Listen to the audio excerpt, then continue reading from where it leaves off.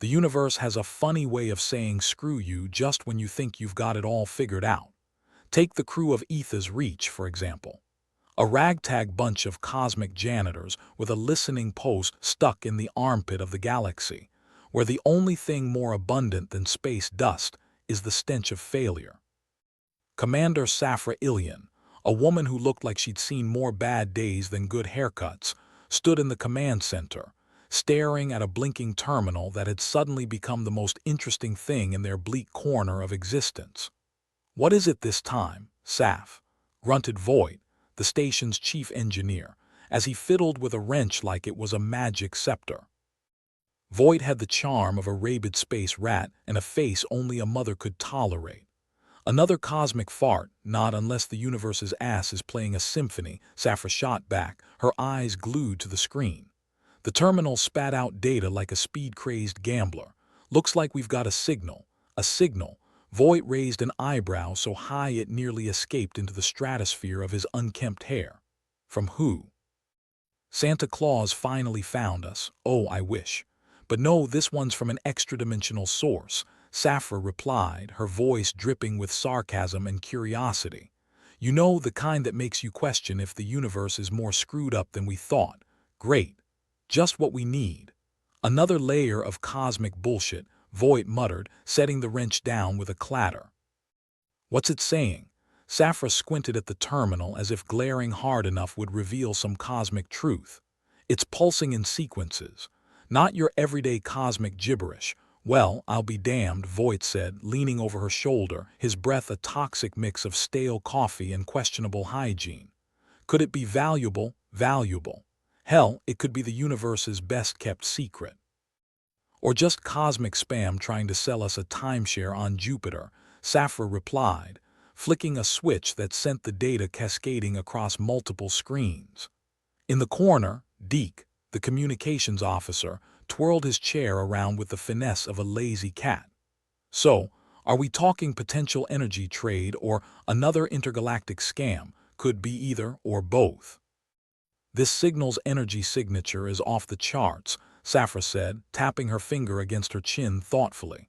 "If we can harness it, we might actually afford to fix the coffee machine. Imagine that. Coffee that doesn't taste like engine grease," Deke snorted. "What's the catch? Probably a bunch of pissed-off aliens looking to wage a trade war over this signal," Safra shrugged. "But hey, who said life in deep space was without a little excitement?" Voight cracked his knuckles, a sound that echoed like gunfire in the cramped command center. "Let's assume it's not just some intergalactic telemarketer. What's our move?" "I say we keep listening. See if we can decipher more of this signal," Safra decided, her eyes never leaving the screen. "Could be our ticket to something big. Or at least more interesting than counting star constellations and fighting off boredom." The lights flickered above them, a constant reminder of the station's decrepit state. Etha's Reach was the kind of place where the promise of excitement usually meant something was about to explode or implode, sometimes both. "Better get Jenkins on this too," Safra said, nodding toward the door. Jenkins was their resident theoretical physicist and conspiracy theorist, a combination that made him both a genius and a pain in the ass. "I'll drag him out of whatever rabbit hole he's fallen into today," Voight sighed, lumbering off with the grace of a drunken elephant. As Voight left, Deke leaned back in his chair, balancing it precariously on two legs. "Think this could actually change anything for us, Saf?" Safra gave a half-smile, the kind that suggested she'd seen too much to be overly optimistic. "Change? Maybe. But remember, change is just another word for new problems. At least these problems come with a hint of adventure." Deke chuckled, twirling a pen around his fingers like a baton. "Adventure, huh? I guess it's better than sitting around and watching the galaxy pass us by." Etha's Reach was many things, but exciting wasn't one of them. Yet here they were, staring down the barrel of the unknown.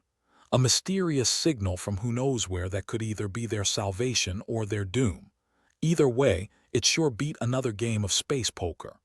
Voight returned, dragging Jenkins behind him like a reluctant dog on a leash. Jenkins's wild hair and even wilder eyes gave him the look of a mad scientist who'd been electrocuted one too many times. "What's this I hear about a signal?" Jenkins asked, rubbing his hands together as if he could already feel the theoretical equations buzzing through his fingertips. "We found something." "Could be big," Safra said, gesturing to the screens. "Think you can make sense of it?" Jenkins squinted at the data, his eyes lighting up like a kid in a candy store. "Oh, this is intriguing. Definitely not just cosmic noise, definitely," Safra agreed, crossing her arms. "Think you can crack it, crack it?" "Hell, I'll marry it if it means solving this puzzle," Jenkins replied, already lost in the data. "Well, before you propose, let's make sure it's not gonna blow us up," Voight remarked dryly. "Am I the only one worried about ticking off some extra-dimensional neighbors?" Deke piped up, rolling his eyes. "Last thing we need is another intergalactic incident." "That's why you're the communications officer," Safra said with a smirk. "You can sweet-talk them once we open the door." Jenkins was already furiously tapping away at a console, muttering to himself like a mad prophet. "If we can translate this, we might be able to locate the origin, maybe even establish communication." "Great. So we can ask them why the hell they are sending us booty calls from another dimension," Voight snarked, folding his arms over his chest. "The important thing is we're on to something," Safra interjected, her voice steady. "This signal, it might just be our chance to get out of this cosmic black hole of a job." "Don't get my hopes up," Deke said, spinning his chair back to the console. "Last time someone said that, we ended up with 2 more years on this rock." Safra laughed, a short, sharp bark that cut through the tension. "True enough. But maybe this time we'll hit the jackpot instead of the jackass." Jenkins suddenly snapped his fingers, drawing everyone's attention. "Got something?" he exclaimed, his voice a mix of excitement and disbelief. "Looks like coordinates, maybe a map of sorts." "A map? To where?" Safra asked, her interest piqued. "That's the kicker." Jenkins grinned like a madman. "An energy source. One we've never seen before." "Bingo," Voight nodded. "So what's the plan, boss?" "We follow the breadcrumbs," Safra said, a glint of determination in her eyes. "Gear up. We're going to see where this rabbit hole leads." As the crew hustled to prepare, the station's intercom crackled to life with a voice that could only belong to their AI companion, Patch. "All personnel, please prepare for departure. And try not to crash the station while you're at it. We don't have insurance, you hear that, Voight? Try not to kill us all," Deke quipped, slapping Voight on the back as he passed. "No promises," Voight retorted, heading for the engines. Safra took one last look around the command center, her mind buzzing with possibilities and threats. Etha's reach had always been a dead end, but now maybe, just maybe, it was the starting line. They had a signal, a potential source of vast energy, and possibly a horde of unknown alien entities to contend with. As the engines roared to life, vibrating through the station like a caffeinated heartbeat, Safra couldn't help but smile. Because this time, they weren't just listening. They were about to make some noise of their own. The command center of Etha's reach buzzed with more life than it had seen in months. That, of course, wasn't saying much. Normally, the place had all the vibrancy of a morgue on a Tuesday morning. But today, with a potential goldmine of a signal lighting up their screens, it felt like they'd finally found a pulse. Commander Safra Ilian leaned over a console, her fingers flying across the keys as she tried to make sense of the incoming data. Jenkins, their theoretical physicist-come-to-range prophet, was practically salivating beside her, eyes darting across the screens like a kid let loose in a candy store. Or maybe a bomb factory. "All right, Jenkins," Safra said, not looking up from her work. "Tell me what we're dealing with here." "Oh, it's fascinating," Jenkins breathed, his voice brimming with the kind of excitement that usually precedes a disaster. "It's like nothing I've ever seen before. Definitely not just some random cosmic noise. Thanks for the update, Captain Obvious." Voight grunted from his perch at the engineering console. "Now, can you actually tell us what it means?" Jenkins shot him a glare, then pointed at a section of the screen where the data was scrolling in mesmerizing patterns. "These sequences, they're not just gibberish. They're a language. An actual language. Fantastic, Voight said, his voice dripping with sarcasm. So who's talking? That's the interesting part, Jenkins replied, his eyes gleaming with a mix of curiosity and just a hint of madness. It appears to be from a race called the Vexari. Vexari, Deke piped up from his station, where he was busy pretending to work while doodling on a notepad. Sounds like a bad villain name from a holo novel. Safra finally looked up, her expression a mix of intrigue and apprehension. What do we know about them? Not much, Jenkins admitted. Just that they don't seem too keen on other species muscling into their territory. Great, Safra muttered. So we've potentially pissed off an alien race with a superiority complex. Just what we needed. Could be worse, Deke suggested with a shrug. Could be zombies. Zombies would probably be less hassle, Voight added. At least you can shoot those. Safra rubbed her temples, trying to stave off the headache that had been creeping in since Jenkins first started talking. All right, let's try to establish communication. Maybe they're not complete arsey-holes and actually want to talk trade. And if they are, Voight asked, raising an eyebrow. Then we figure out how to turn this station into a giant middle finger and wave it in their direction, Safra replied with a grim smile. Communication channels open, Deke said, tapping a few keys on his console. Here goes nothing. The screens flickered and an image materialized, revealing a group of Vexari. They looked like something out of a nightmare, a mix of insect and humanoid, with sharp, angular features and eyes that seemed to bore into your very soul. Safra, never one to be outdone by a bunch of bug-eyed aliens, squared her shoulders and addressed them in her best I'm-trying-to-be-diplomatic voice. This is Commander Safra Ilian of the Ether's Reach. We come in peace and wish to discuss potential trade. The Vexari on screen regarded her with an expression that could only be described as disdainful, though it was hard to tell with their faces looking like a Picasso painting gone wrong. We are aware of your presence, Commander, one of them replied, its voice a raspy hiss. And we are not impressed by your attempt to infiltrate our domain. Infiltrate, Safra echoed, one eyebrow inching upward. We just stumbled across your signal. We were hoping to discuss. You seek to exploit what is not yours, the Vexari interrupted, its tone icy enough to freeze hell over. Your kind is not welcome here. Well, that's a warm reception, Voight muttered under his breath. Safra forced a smile, though it was more of a baring of teeth. Look, we got off on the wrong foot. How about we discuss this like civilized beings? Civilized, the Vexari sneered. You are parasites clinging to the edge of the void, seeking scraps from those who are your betters. Oh, good. They've got a god complex, Deke whispered to Jenkins. Safra took a deep breath, trying to keep her temper in check. We simply wish to understand more about this energy source and how we might benefit each other. There is no benefit for us, the Vexari replied flatly. Only the threat of your encroachment. And here I thought we were making friends, Voight said with a shrug. Never fails. Every time we try to be nice. Safra cut him off with a sharp gesture. We have no intention of encroaching.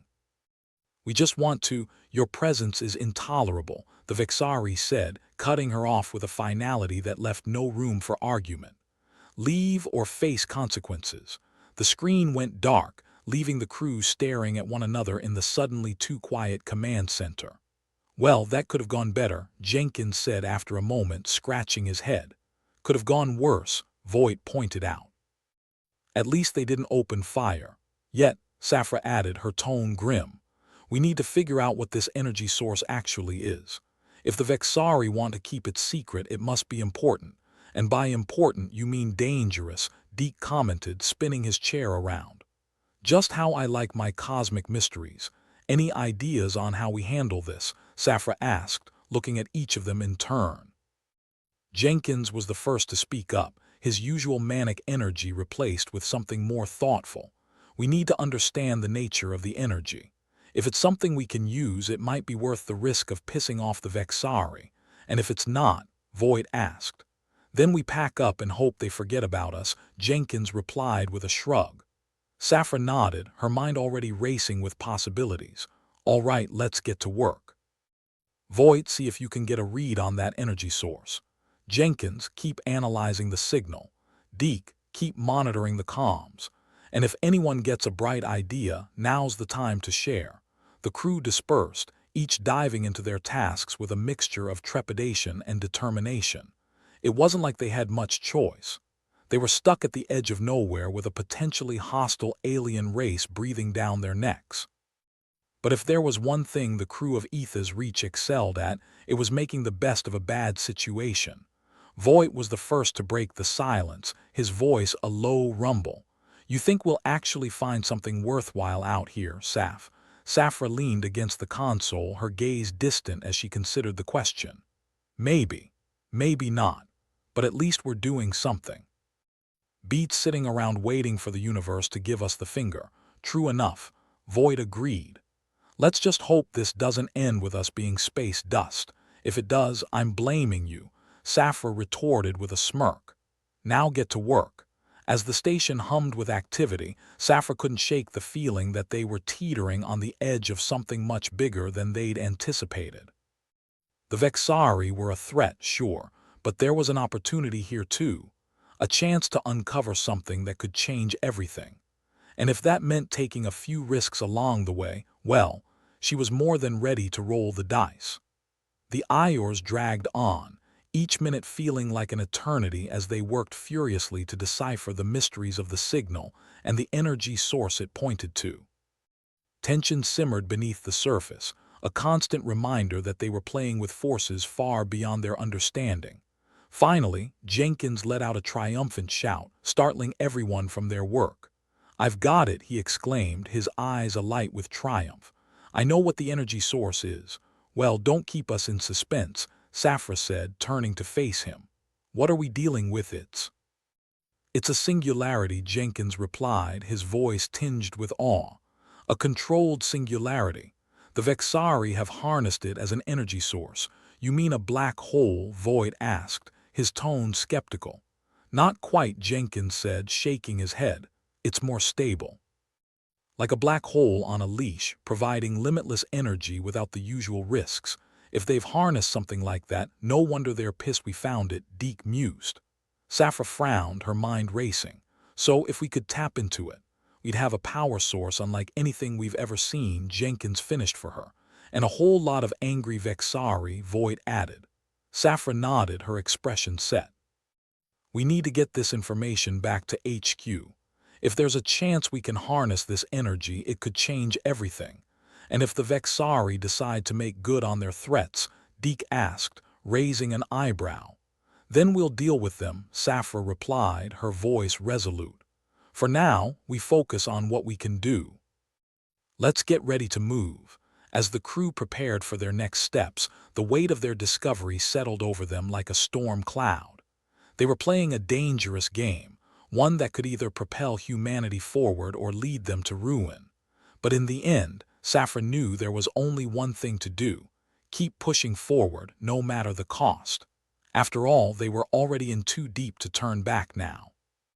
Rhys Tolver leaned back in his chair so far it was a wonder it hadn't flipped over yet, a precarious position that matched the state of his career. Being the lead analyst for humanity's strategic council wasn't exactly the cushy desk job he'd envisioned. Instead, it was more like trying to solve a Rubik's Cube in zero gravity with someone shining a laser pointer in your eyes. And now he had to figure out how to use a bunch of alien zealots' beliefs to humanity's advantage. Excellent. Just the kind of ethical tightrope he'd been dying to walk. "All right, here's what we know," Rhys announced, kicking away from his desk and spinning to face the holographic display. The council members, a motley crew of bored bureaucrats and overly enthusiastic military strategists, stared back at him. "The Vexari worship energy manipulators, right? Beings they think can control cosmic forces or some such nonsense." "Sounds like a bunch of pompous twaddle," grumbled Admiral Trevane, who had the demeanor of a bulldog with a persistent flea problem. "But if they buy it, we've got something to work with." Rhys nodded, his mind already racing with possibilities. "Exactly. We need to convince them that we've got someone or something that fits their bill. Make them think twice about turning us into space debris. You're suggesting we scam them? Asked Counselor Marlowe, her voice somewhere between incredulous and impressed.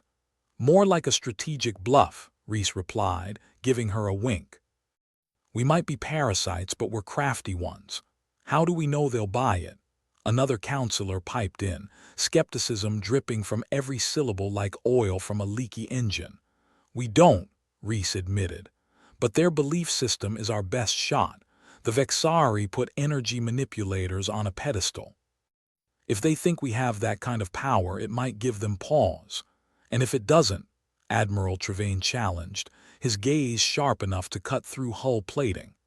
Then we're back to Plan B, hoping they're too lazy to crush us right away, Reese quipped, earning a few snickers and a collective eye roll from the council. But first, let's see what we can cook up here. Reese turned back to his terminal, pulling up every scrap of information they possessed on the Vexari's religious psychosis.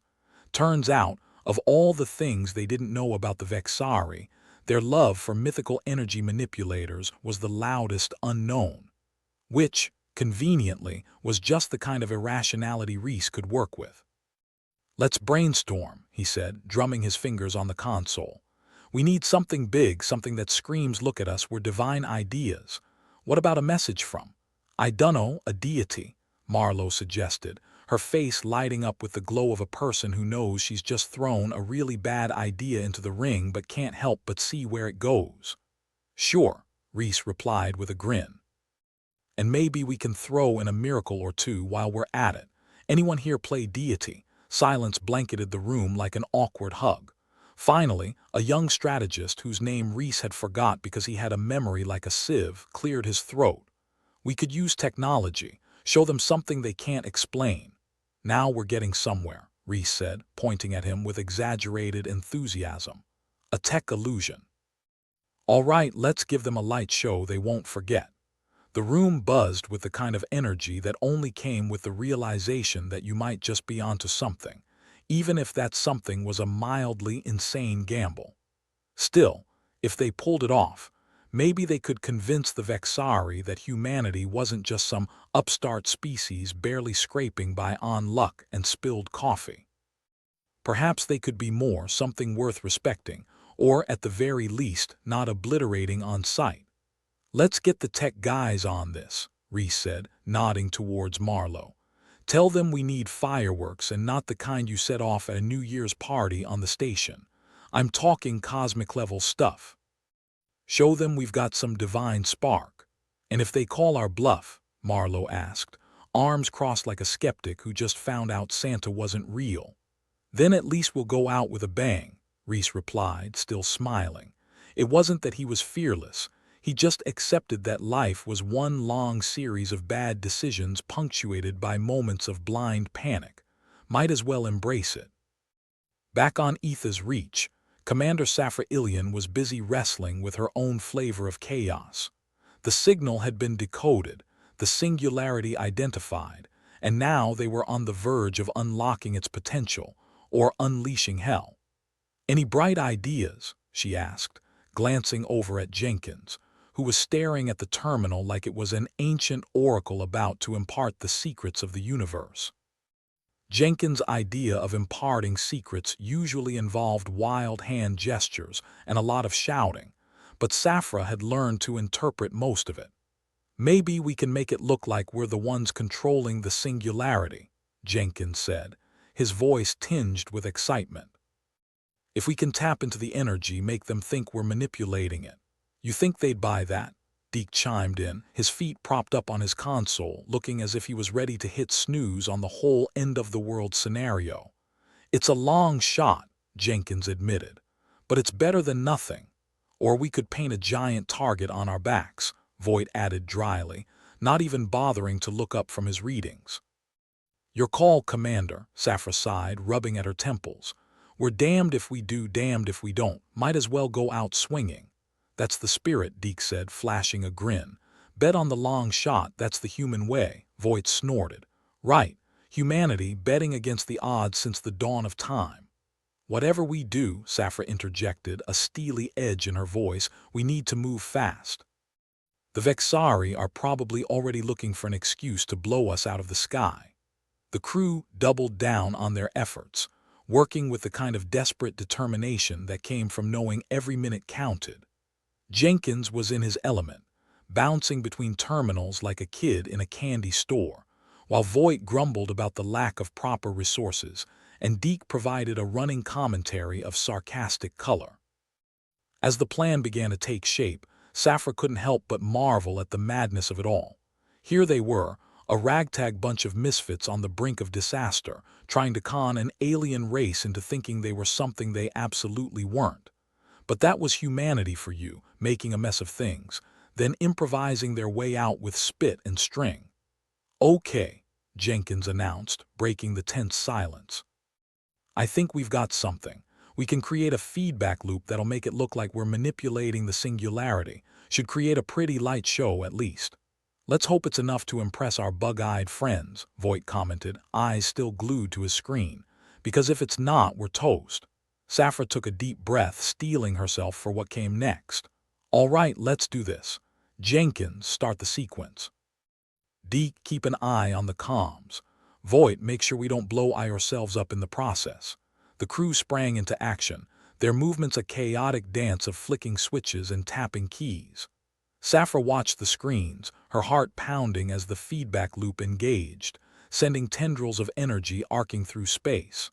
To anyone watching, it would look like a miracle, an impossible display of control over the singularity's power. Whether the Vexari would see it that way remained to be seen. "Signals open," Deke reported, a hint of tension in his voice. "All right," Safra said, her voice steady despite the chaos swirling around them. "Let's see what they have to say." The screens flickered, the Vexari's distorted visage reappearing with all the charm of an angry wasp.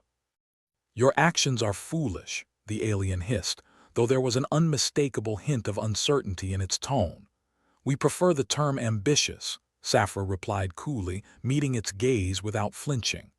"You cannot control what you do not understand," the Vexari continued, but the edge in its voice was gone, replaced by something more akin to wariness. "Funny," Safra said, allowing herself a wry smile. "I was about to say the same thing, but as you can see, we've got a pretty good handle on this." The Vexari stared at her, its many eyes flickering with something she couldn't quite decipher. "You are not what you seem," it said finally, the words grudging and thick with suspicion. "Neither are you," Safra shot back. "But maybe that's a good thing." There was a long pause, the kind that stretched across the distance between stars and threatened to unravel in a heartbeat. Then finally the Vexari spoke again. "We will consider your capabilities," it said, the words slow and deliberate. "For now we will not interfere, but do not mistake this for acceptance." "As long as you don't mistake our intentions," Safra replied, her tone firm. "We're just here to learn." The transmission ended abruptly, leaving the command center in silence. Slowly, the crew turned to Safra, a mix of disbelief and cautious hope in their eyes. "Did that just work?" Deke asked, his expression one of incredulity. "Looks like it," Voight replied, though he sounded as if he didn't quite believe it himself. "For now," Safra said, refusing to let her guard down. "But we need to stay alert. This is just the beginning." As the crew returned to their tasks, the tension eased ever so slightly, replaced by the tentative hope that they might just have pulled off the impossible. But Safra knew better than to celebrate too soon. They'd bought themselves some time, nothing more. Still, it was a start. And sometimes that was all you needed. Rhys Talver received the update from Etha's reach with a mixture of relief and disbelief. Somehow, against all odds, they'd managed to impress the Vexari, or at least confuse them enough to back off.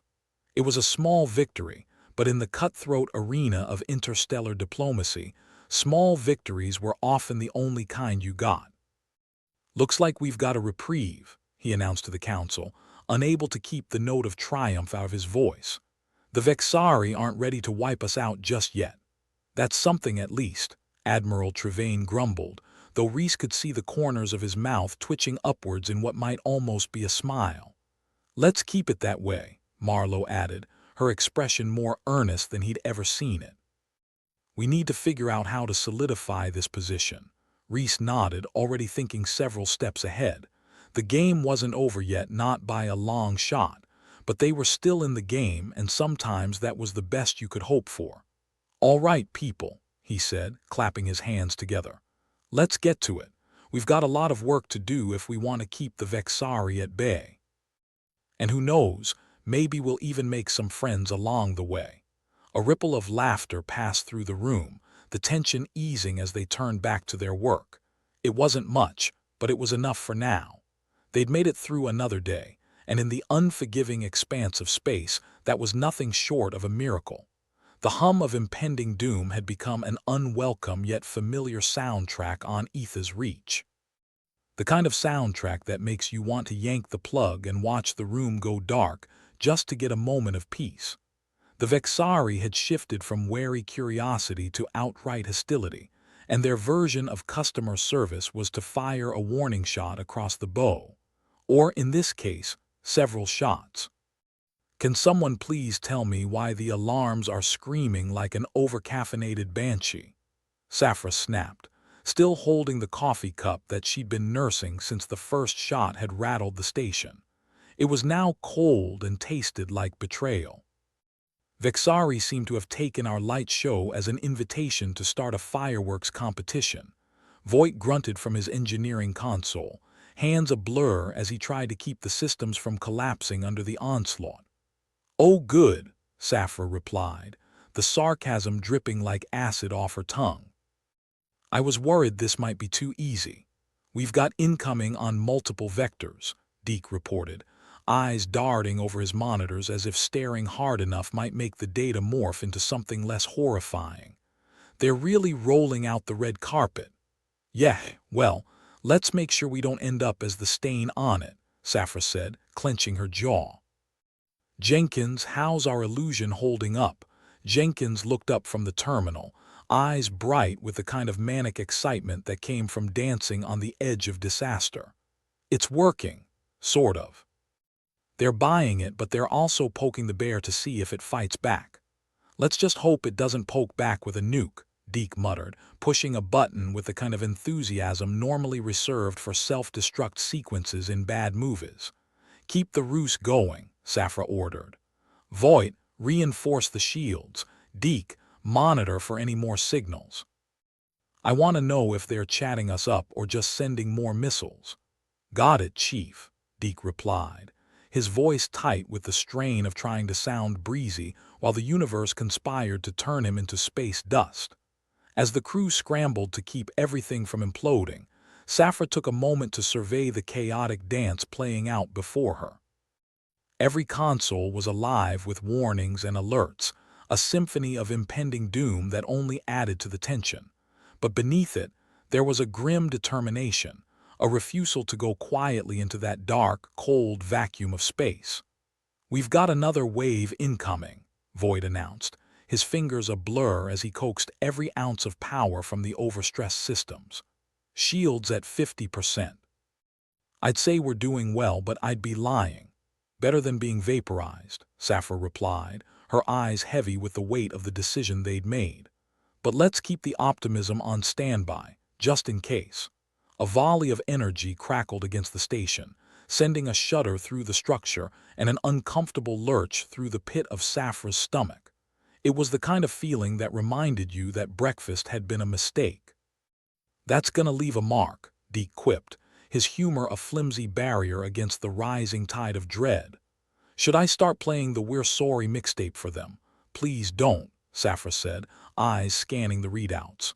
"The last thing we need is to annoy them with bad music. And besides, I'm not ready to apologize just yet." Another barrage struck, and the lights flickered, an ominous portent of the precarious balance they were maintaining.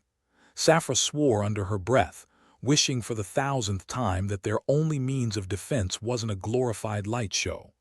"Jenkins, any chance we can make this thing put off just a bit more Pete Saz?" she asked, her voice a blend of frustration and desperation. Jenkins glanced up, a grin splitting his face with the kind of reckless abandon usually found in people who had nothing left to lose. We're already pushing the limits of what we can fake without blowing ourselves up, but I can try tweaking the parameters.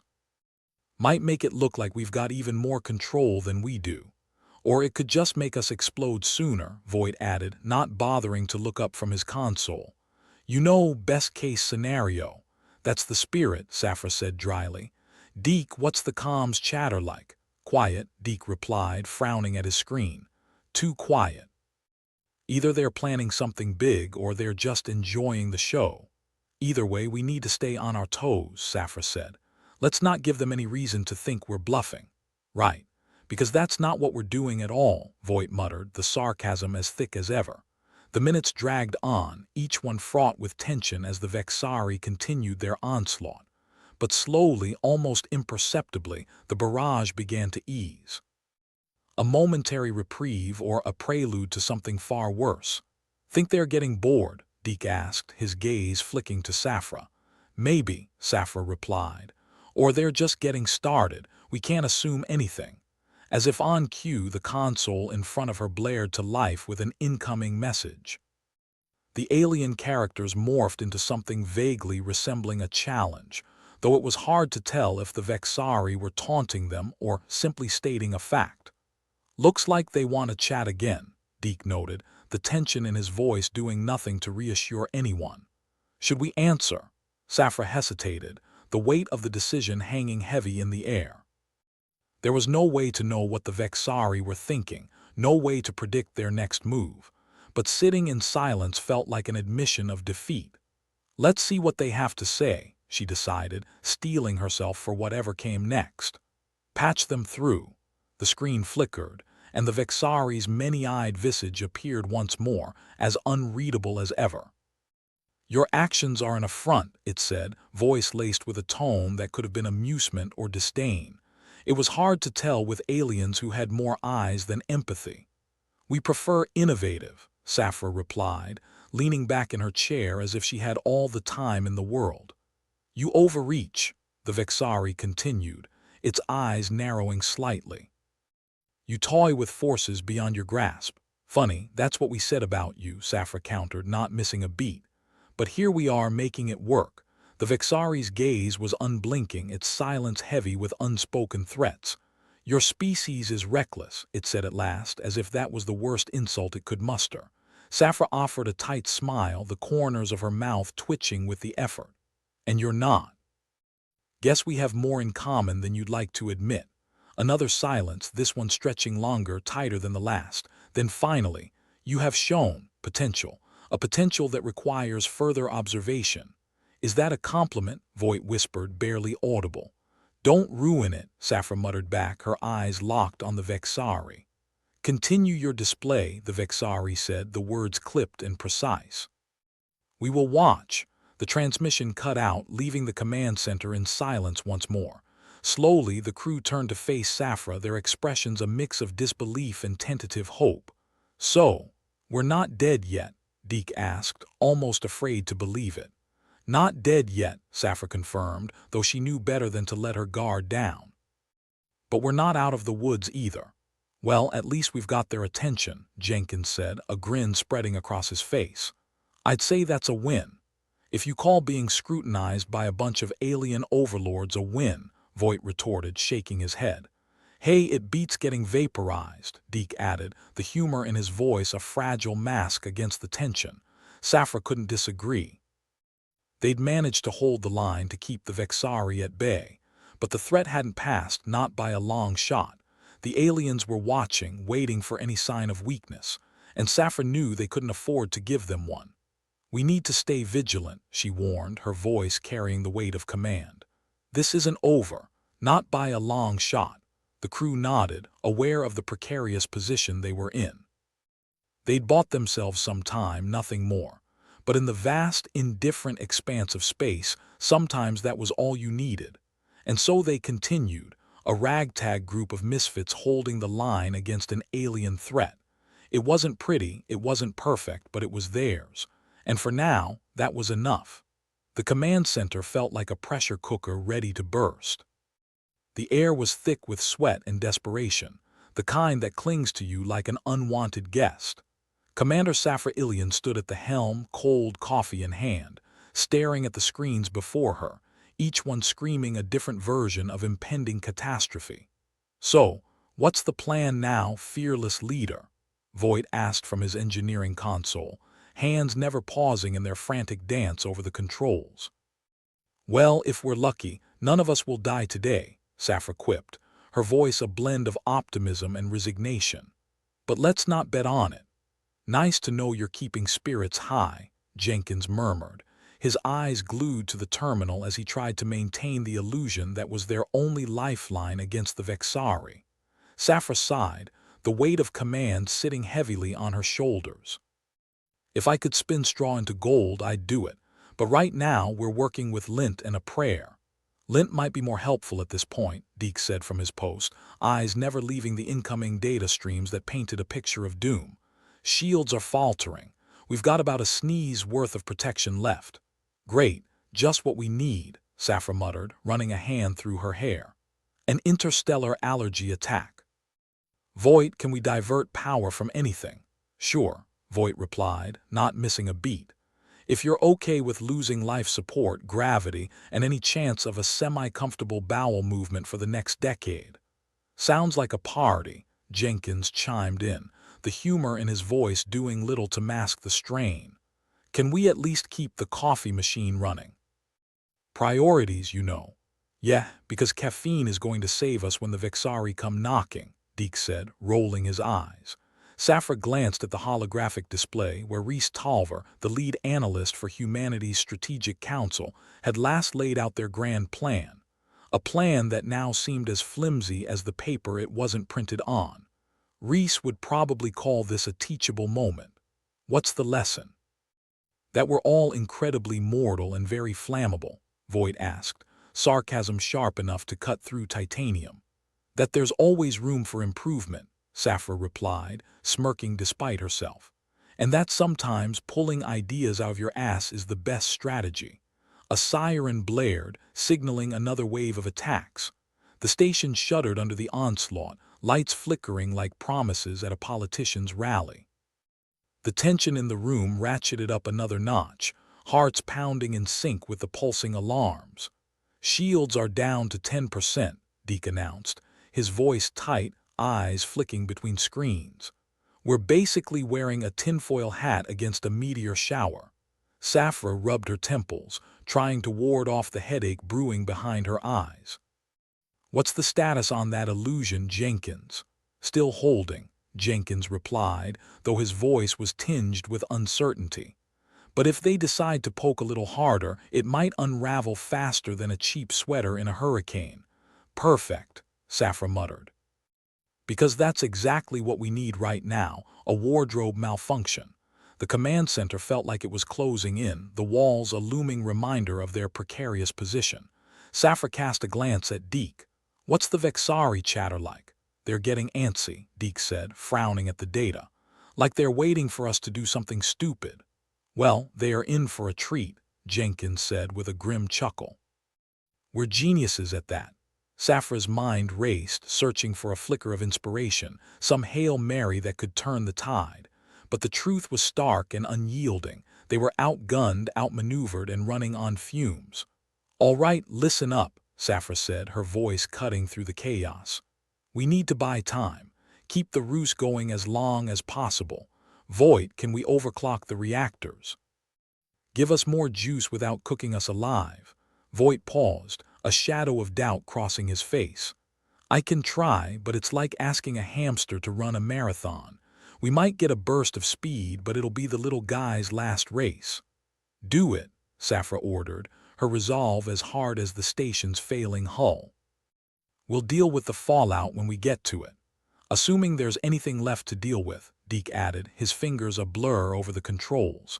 The station groaned in protest as Voight coaxed more power from the reactors, the lights flickering back to steady, if slightly resentful, illumination. "Reactors are stable.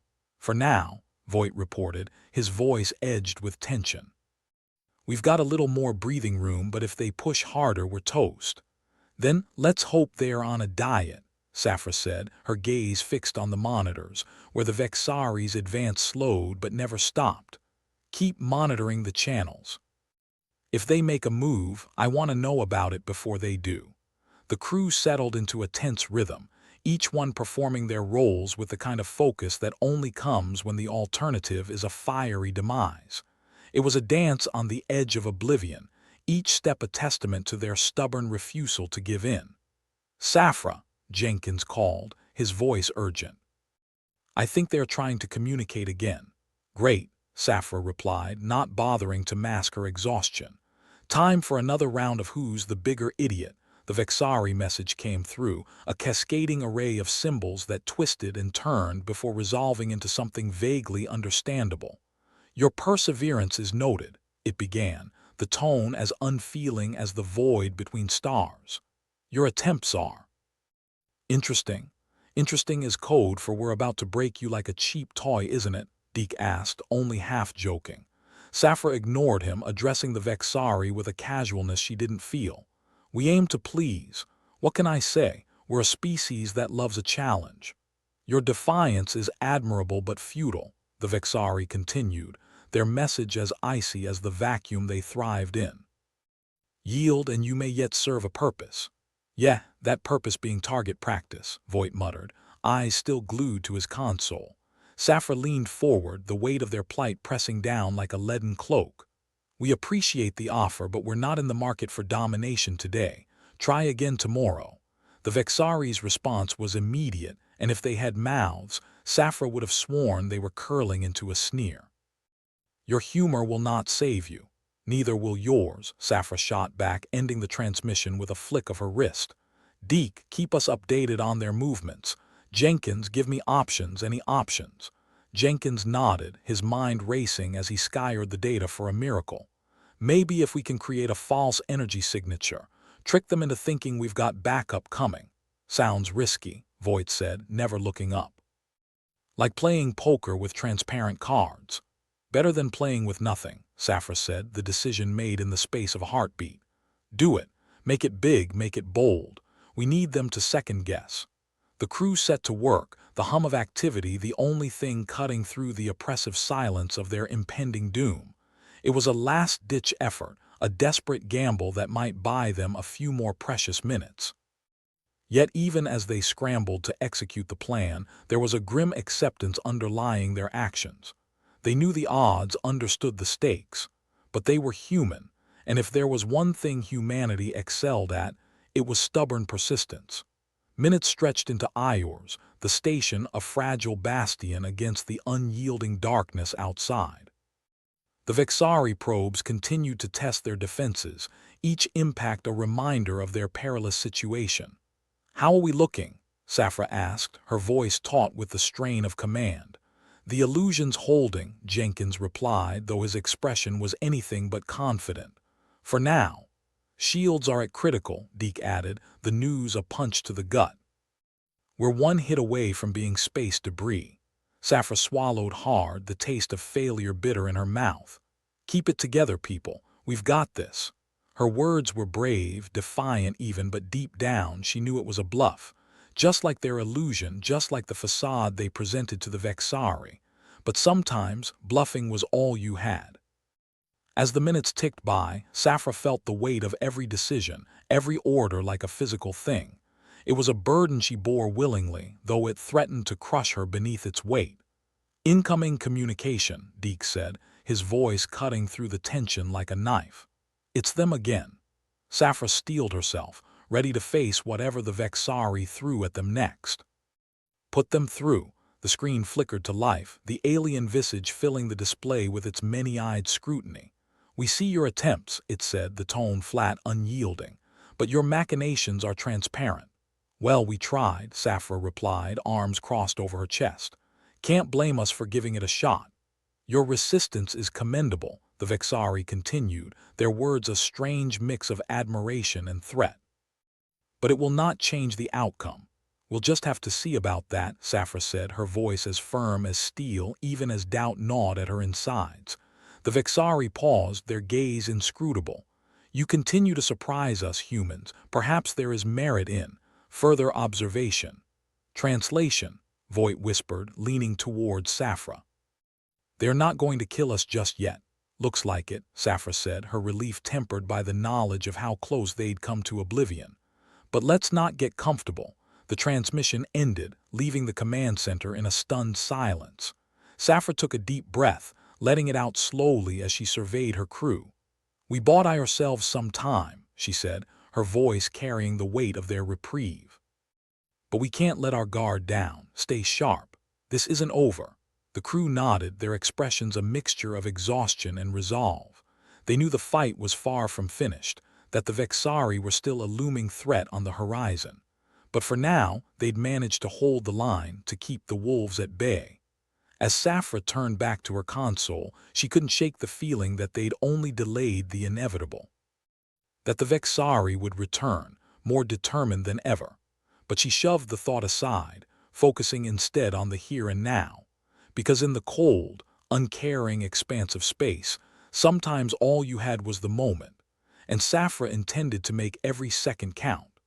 The command center of Etha's reach buzzed with the kind of energy you'd find in an overcrowded emergency room on a free alcohol night.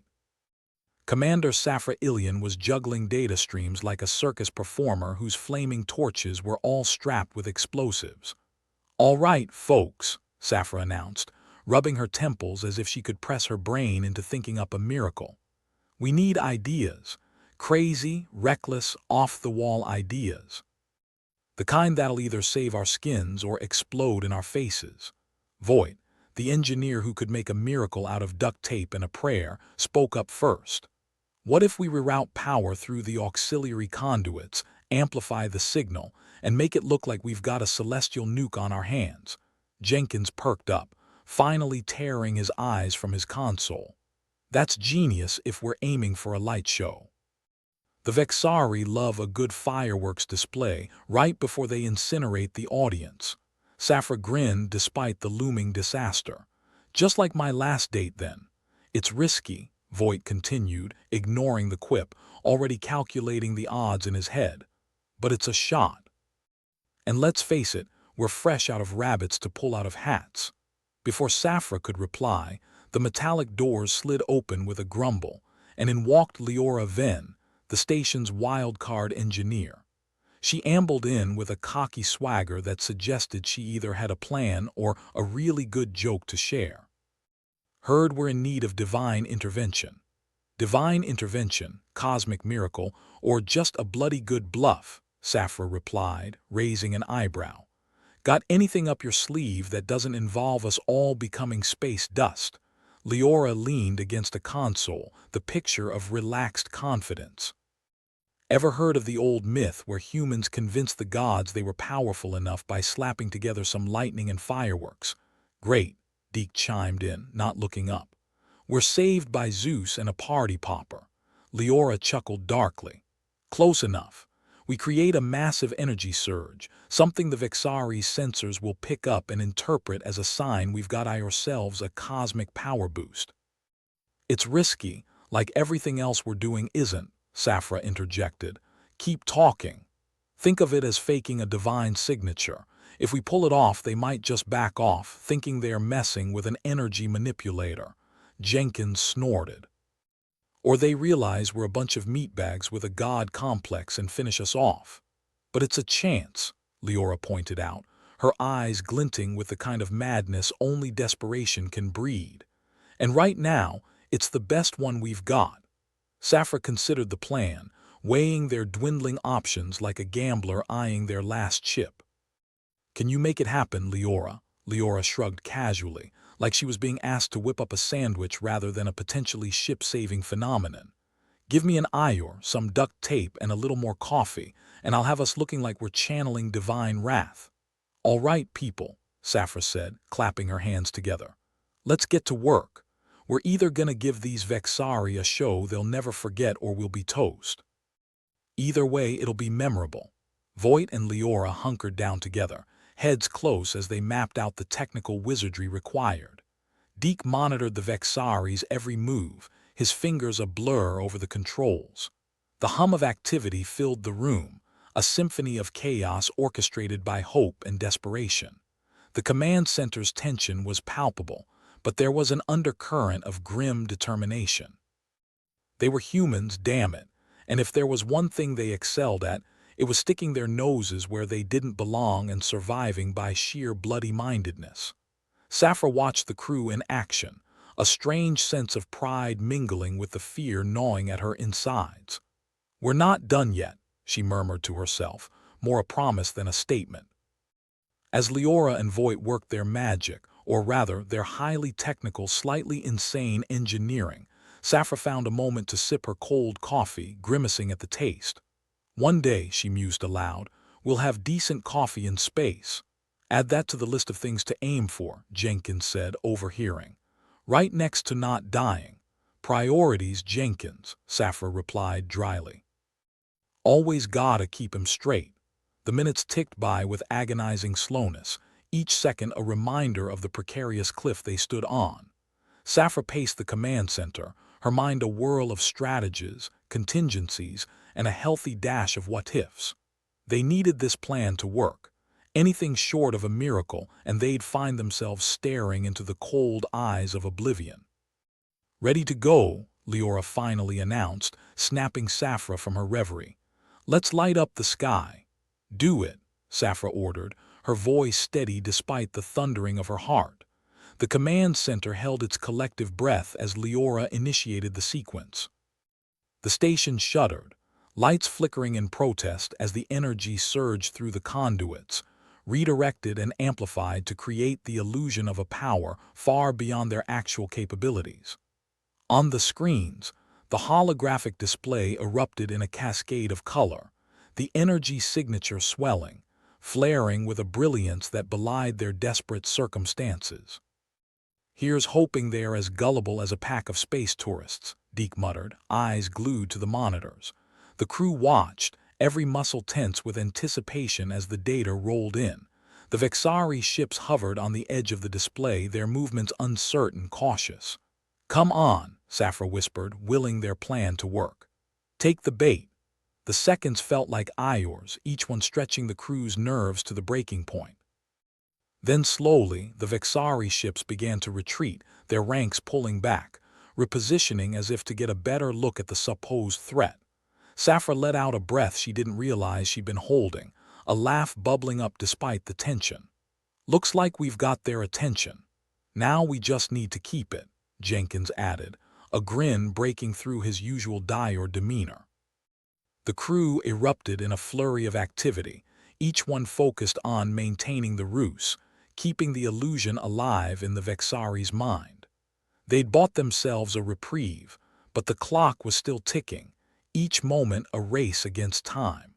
For now, though, they'd managed to bluff their way out of a massacre, to hold the line against odds that should have crushed them. Sappho watched the screens, her relief tempered by the knowledge of how close they'd come to disaster. "Nice work, everyone," she said, her voice carrying the weight of their narrow escape. "But let's not get complacent. We're still in the thick of it." "Story of our lives," Deke quipped, his eyes never leaving the readouts. "Just another day in paradise." Sappho chuckled, the sound a mix of exhaustion and determination. "I'll drink to that," she said, raising her cup in a mock toast. As the crew settled back into their stations, Sappho let herself hope for the first time since the crisis began. It was a fragile hope, tempered by the knowledge of what lay beyond the thin metal walls of their station. But it was hope nonetheless, and in the vast emptiness of space, sometimes that was enough to keep you going. The Vexari ships continued to hover at the edge of their sensors, their curiosity piqued by the display of power. It was a precarious balance, one that could tip at any moment, sending them spiraling into chaos once more. But for now, they'd managed to hold the line, to defy the odds stacked against them. Sappho turned her attention back to her crew, the people who'd become her family in this floating tin can of a station. "Let's keep them guessing," she said, her voice a rallying cry. "We're not done yet." And with that they resumed their dance with destiny, each step a testament to their resilience, their tenacity, their refusal to give in. They were humans, after all, and if there was one thing they excelled at, it was surviving the impossible with a grin and a middle finger to the void. Leora then slapped the console with a flourish that would have made a magician proud. The lights flickered ominously, but the station's gutsy hum told them everything was still in one piece. There you go, folks. We've just convinced a bunch of space lizards that we're gods. Let's hope they're devout. Commander Safra Ilian, still nursing the world's crappiest cup of coffee, allowed herself a smirk. I always thought I'd make a lousy deity, too fond of screwing up. Well, congratulations, Voight said, fiddling with a bundle of wires that had definitely seen better days. You're now the patron saint of bad ideas that turn out well. Someone get this woman a halo. Deke, busy with the holographic display, shook his head, grinning. Or a new coffee machine. Seriously, the stuff she's drinking is criminal. You're all funny, Safra replied, deadpan. But let's focus. The Vexari are pulling back, but they're not exactly running for the hills. We need to keep them convinced or we're back to square one. Over at her station, Leora folded her arms, her expression a mix of triumph and the kind of wariness that comes from knowing the universe loves a good punchline. If they push their luck, I'm not sure the duct tape will hold. Ah, duct tape, Jenkins interjected, waggling a finger. The universal cure-all, it's basically the Force but stickier, Leora snorted, and doesn't come with lightsabers.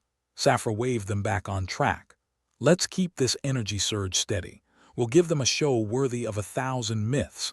Deke, keep monitoring their comms chatter. I want to know if they start singing hymns or loading torpedoes. On it, Deke confirmed, his fingers dancing over the controls like a piano virtuoso at a death metal concert. So far, it's mostly confused gibberish. We might have struck a nerve. Good, Safra said. Let's keep it that way. The command center was a flurry of purposeful chaos, the crew moving with the kind of coordination that comes from sheer desperation and a little bit of hatred for interstellar invaders. If this didn't work, they'd be toast, or at least a crispy form of space debris. Leora leaned over to Voight, gesturing at the array of wires and blinking lights. Think this'll hold?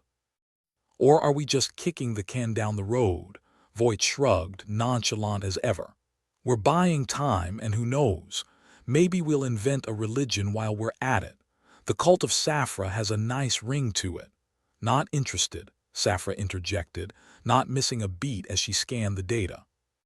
My disciples would riot the moment they realized there's no holy coffee. Speaking of which, Jenkins chimed in, holding up a thermal mug. I've got the emergency stash here. It's technically contraband, but we're not exactly following protocol anyway. Safra grabbed it with a grateful nod. You're a lifesaver, Jenkins, or should I say prophet? Jenkins grinned. Never thought I'd join a church, but if there's coffee involved, sign me up. The Vexari ship still hovered on the edge of their sensors, retreating yet curious. It was like dangling a particularly juicy worm in front of a hungry fish and hoping it didn't notice the hook. Their sensors must have been pinging off the charts, trying to make sense of the new energy readings. Deke's voice cut through the tense atmosphere. Looks like they're trying to patch into our comms. Either they want to chat or they're curious why a bunch of primates suddenly turned into Zeus. Let's keep them guessing, Safra ordered. If they ask for a demonstration, we'll have to pray our light show holds up. Or that they have a really short attention span, Jenkins suggested. Like intergalactic goldfish. We should be so lucky, Voight muttered, tightening yet another bolt with a wrench that had seen better days, much like the rest of them. Leora checked a gauge, her brow furrowing slightly. We're running close to max on the surge. I can keep it going a while longer, but if they decide to test us, this might end up being a very short-lived miracle.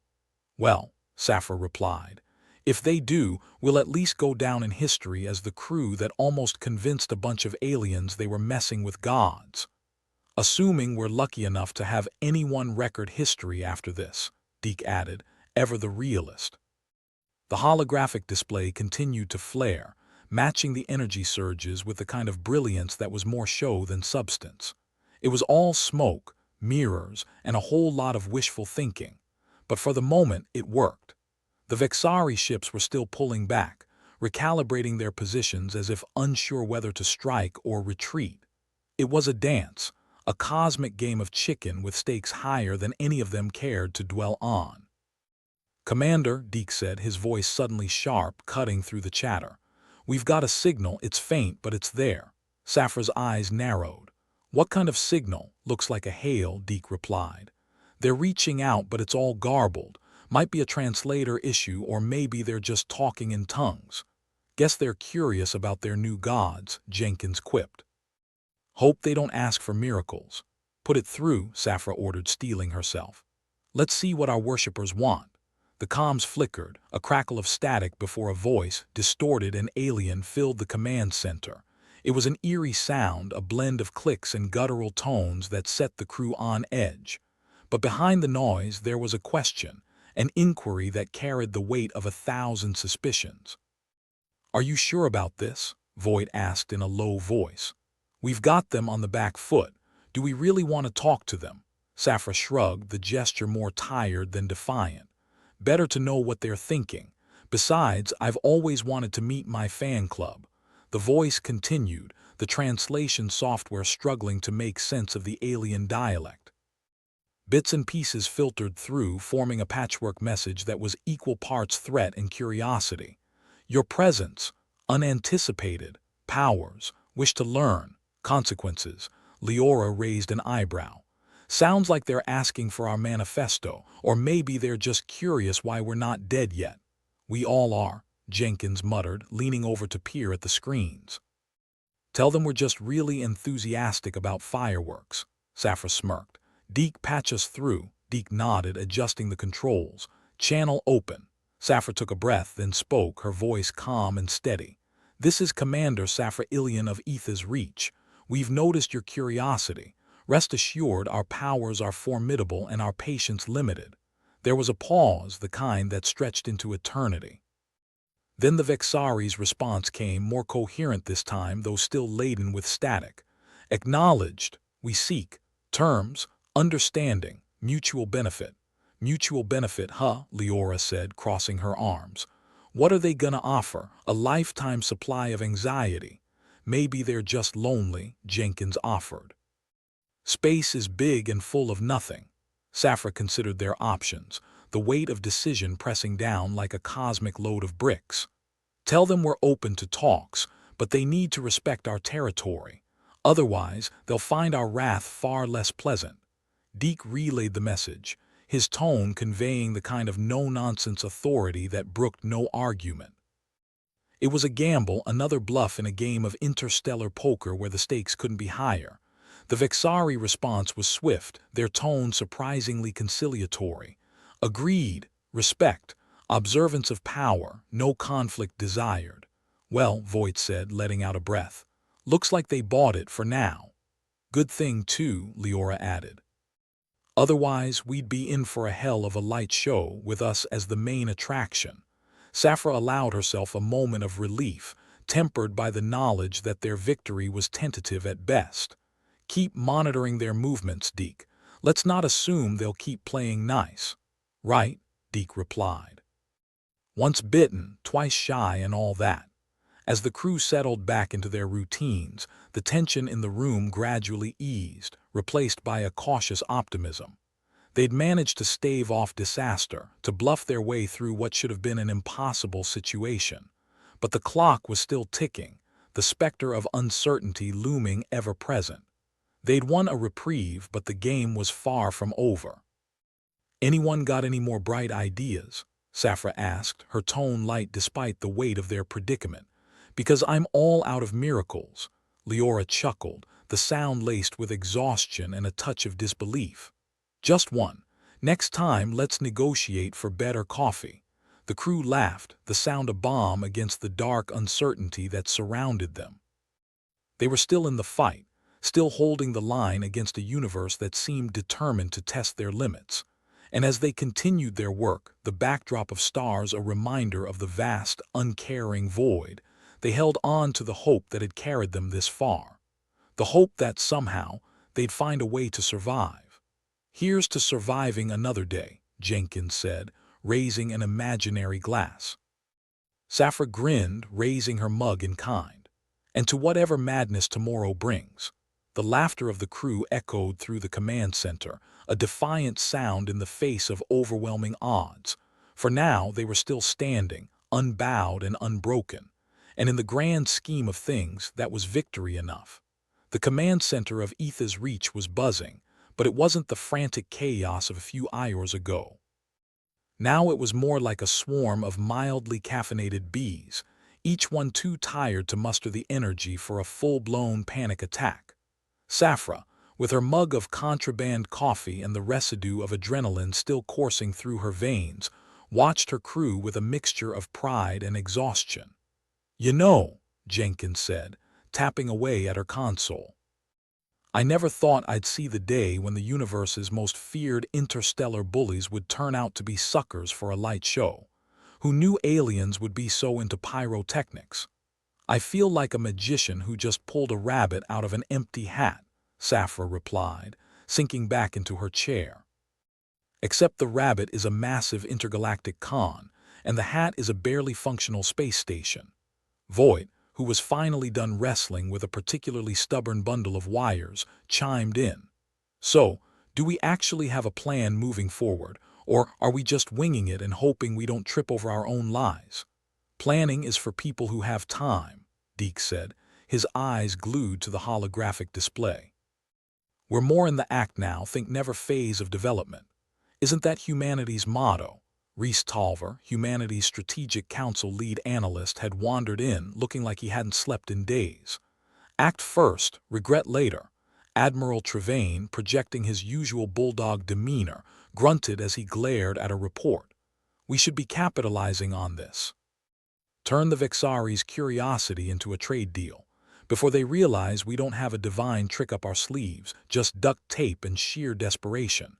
Counselor Marlowe, ever the political mind, nodded thoughtfully.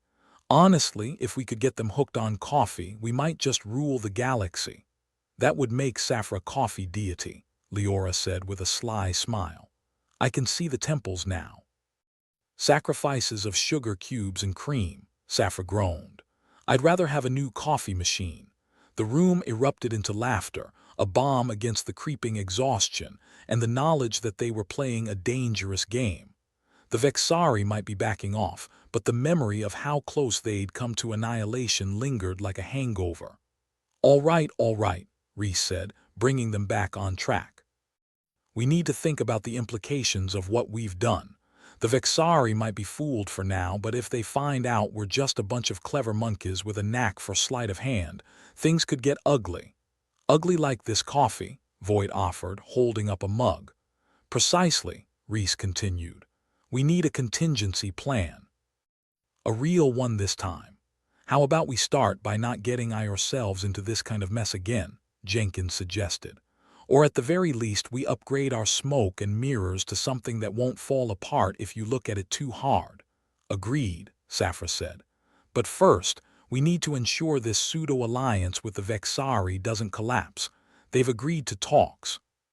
Let's make sure we have something to say. How about sorry for the deception but thanks for not blowing us up," Leora said.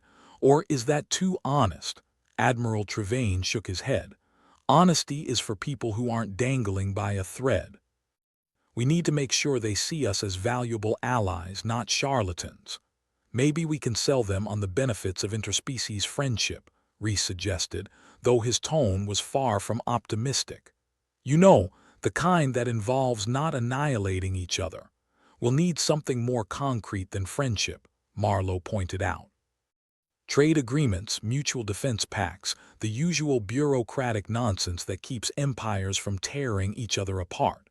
Safra sighed, rubbing her temples. "All right, let's get to work on drafting something that sounds both impressive and plausible. Rhys, are you up for that?" Rhys nodded, though he looked like he could use a month-long nap. "I'll put on my thinking cap." Assuming it still fits after all this. As Rhys got to work, the rest of the crew settled into their tasks, the relief of surviving the day mingling with the nervousness of what came next. They were out of immediate danger, but the galaxy was still a hostile place, and they were about to dive back into its murky depths. Safra turned to Deke. "Keep an eye on the Vexari comms." If they start getting chatty again, I want to be the first to know. Got it, Commander, Deke replied, already scanning the channels. I'll be your cosmic eavesdropper. Good, and Voight, keep our miracle machine running. If this negotiation goes south, we might need another round of divine intervention. Voight gave a mock salute. Consider it done. I'll just pray to the god of quick fixes and duct tape. Is that a real deity now? Leora asked with a grin. It is if you believe hard enough, Voight replied, grinning back. As the crew continued their work, the atmosphere in the command center shifted from one of pure survival to cautious optimism. They'd pulled off a miracle, but now they needed to ensure it wasn't a one-hit wonder. The Vexari were still out there, and their curiosity was a double-edged sword, one that could either lead to a new era of cooperation or a swift conclusion to their little bluff. Hey, Safra, Jenkins called from her console. Think we'll end up in the history books for this. The crew that scared off a fleet with fireworks and bravado, Safra chuckled. Only if they gloss over the part where we nearly wet ourselves in the process. Guess we'll need to work on our heroic narratives, Jenkins said with a smirk. Maybe throw in a few dramatic speeches. Save it for after we survive the next round, Safra replied, though her smile was genuine.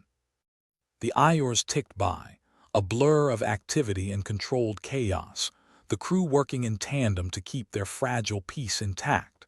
The Vexari hadn't made any more overtures, but their ships lingered on the periphery, a reminder that this was only a temporary reprieve.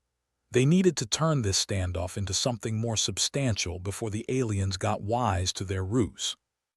As the day wore on, the command center settled into a rhythm of wary watchfulness, each member of the crew acutely aware of the stakes. The Vexari might be convinced for now, but it wouldn't take much to tip the scales back toward disaster. Safra, standing at the center of the maelstrom, felt the weight of command pressing down. The choices they made now would set the tone for the future, for better or worse. They needed to find a way to navigate this precarious truce, to build something lasting from the ashes of their deception. All right, team, she called, drawing their attention. Let's get our proposals in order. Reese Marlowe, work on the trade agreements. Deke, keep our comms secure. Voight, Leora, stay on top of our miracle machine. Jenkins, keep the coffee flowing. We've got a galaxy to negotiate with. They responded with nods and affirmations, the tension in the air a shared burden. It was a daunting task, but they'd come this far. They weren't about to let a little thing like the potential wrath of an alien empire stop them now. As they settled into their roles, the hum of the station was a comforting backdrop.